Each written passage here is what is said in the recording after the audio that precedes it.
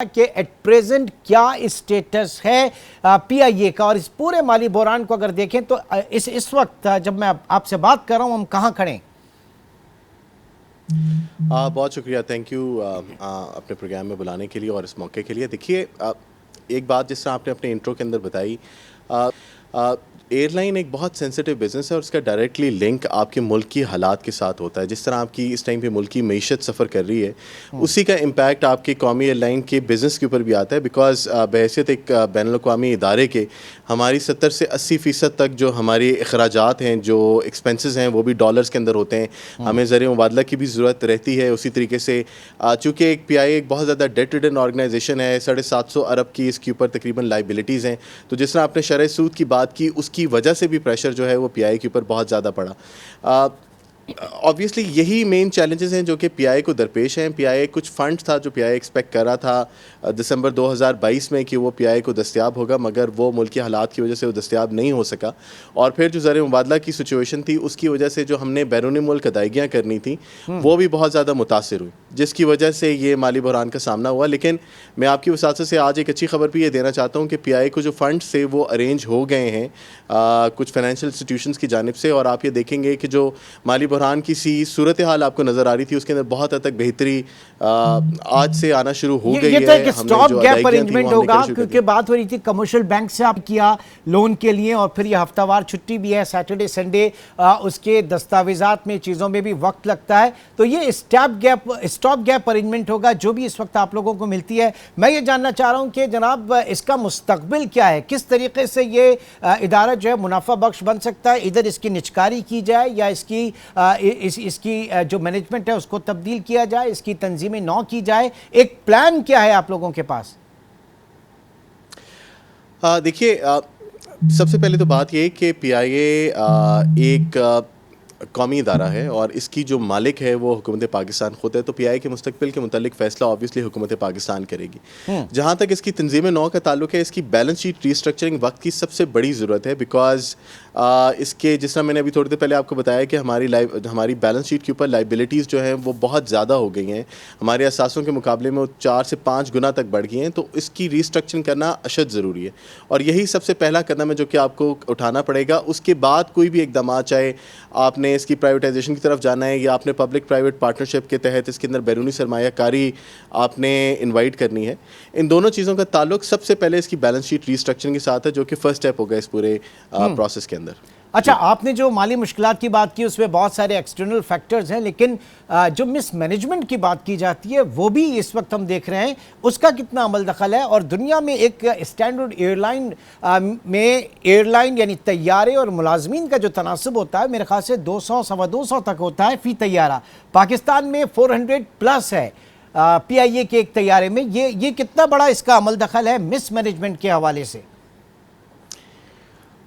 बहुत अच्छा सवाल, और मैं शुक्रगुजार हूँ कि आपने ये सवाल इस किया, क्योंकि ये एक बहुत स्टीरियोटिपिकल बात है जो अक्सर कही जाती है कि पीआईए के ऊपर फ़ी तैयारा तनासब जो है मुलाजमीन का बहुत ज़्यादा है या पीआईए की एचआर कॉस्ट बहुत ज़्यादा है। देखें, पीआईए का ओवर स्टाफिंग एक मसला था, मगर वो अब नहीं है। पीआईए के ऊपर मुलाजमीन की तादाद अब बहुत ज़्यादा कम हो गई है पिछले 3-4 सालों के अंदर, जिसके अंदर लोगों को गोल्डन हैंडशेक के ज़रिए, डिसिप्लिन के ज़रिए और जो रेगुलर एट्रीशन है, जो लोग अपने रिटायरमेंट के ऊपर जाते हैं और इंडक्शन नहीं है, तो ऑटोमेटिकली उसका नंबर बहुत कम हो जाता है।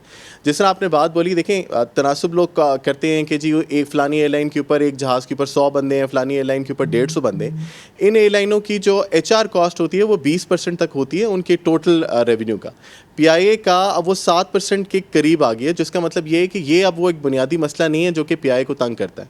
देखें, जहाँ तक मैनेजमेंट की इस्लाहात का ताल्लुक है, पिछले 3-4 साल में पीआईए के अंदर बहुत सारी इस्लाहात ली गई और पीआईए अब एटलीस्ट ऑपरेशनली एक ब्रेक इवन के ऊपर है। पीआईए जो है अब ऑपरेशनल खसारा नहीं करता। पीआईए का सबसे बड़ा मसला जो फाइनेंशियल कॉस्ट का है, क्योंकि आप देखते हैं कि 2003 से लेके 2022 तक पीआईए बतदरीज खसारे के अंदर रहा और वो खसारा हर साल फाइनेंस होता रहा, वो खसारे के ऊपर बेल आउट नहीं मिला।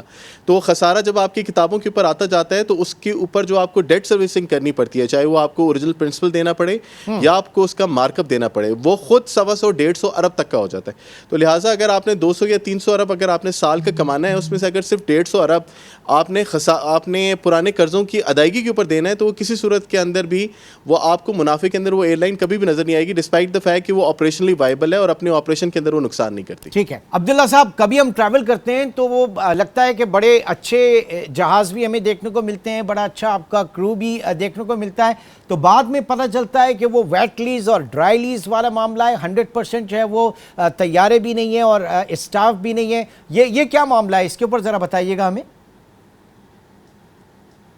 देखें, अब पीआईए के पास कोई वेट लीज वाला त्यारा नहीं है। पीआईए के अंदर जितने त्यारे हैं वो सारे ड्राई लीज के ऊपर हैं, जो कि लॉन्ग टर्म लीज होती है, और उसको पीआईए का अपना क्रू ऑपरेट करता है। जहाज़ों की कंडीशन ऊपर नीचे हो सकती है, क्योंकि कुछ त्यारे हमारे यहाँ बिल्कुल नए हैं जिनका केबन बहुत अच्छा है, जो कि नशिस्तें बहुत आरामदेह हैं, और कुछ त्यारे ऑब्वियसली हमारे पुराने। लेकिन हमने एक केबन इम्प्रूवमेंट का भी एक पूरा प्रोग्राम है जो कि इस टाइम पे भी चल रहा है, जिसके अंदर जहाज़ों की जो नशिस्तें हैं उनकी तब्दीली, जो पुराने जहाज़ हैं उनकी नशिस्तें तब्दील की जा रही हैं, उनको ज़्यादा कंफर्टेबल बनाया जा रहा है, केबन के अंदर बहुत ज़्यादा इंप्रूवमेंट है। तो ये एक पूरा एक जामे प्रोग्राम है जो कि साइड बाय साइड चल रहा है। लेकिन जिस तरह आपको पता है कि कैश ट्रैप्ड है, क्या लिक्विडिटी का थोड़ा सा चैलेंज है, तो वो थोड़ा सा स्लो चलता है बाकी दुनिया के मुकाबले। अच्छा, दो चीजों पे मैं आऊंगा, जरा वेरी क्विकली इसके ऊपर रिस्पॉन्ड कीजिए। कोविड के बाद पूरी दुनिया में एयरलाइन इंडस्ट्री को प्रॉब्लम हुआ, पाकिस्तान किस तरह इससे मुतासिर हुआ, और फिर मुझे याद है कि हमारे एक पिछली हुकूमत में एक मिनिस्टर हुआ करते थे, उन्होंने आकर और एक असेंबली के अंदर बयान दिया कि पीआईए के आधे से ज़्यादा पायलट्स जो हैं वो कॉम्पिटेंट नहीं हैं, या उनके जो अब कह लें कि लाइसेंसेज हैं वो जाली हैं, ये कहा गया। तो इसका कितना बड़ा इम्पैक्ट पड़ा कौमी एयरलाइन के ऊपर इंटरनेशनली?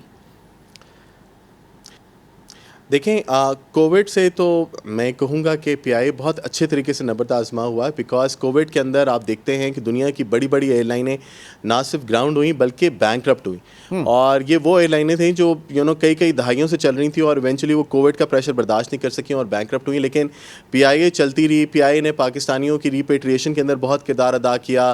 पीआईए ने पूरी दुनिया से जो फंसे हुए थे उनको वतन वापस लेके आए, 2.5 लाख लोगों को उनके घरों तक पहुँचाया, प्लस हमने अफगानिस्तान को ऑपरेशन किया। What about the minister's statement?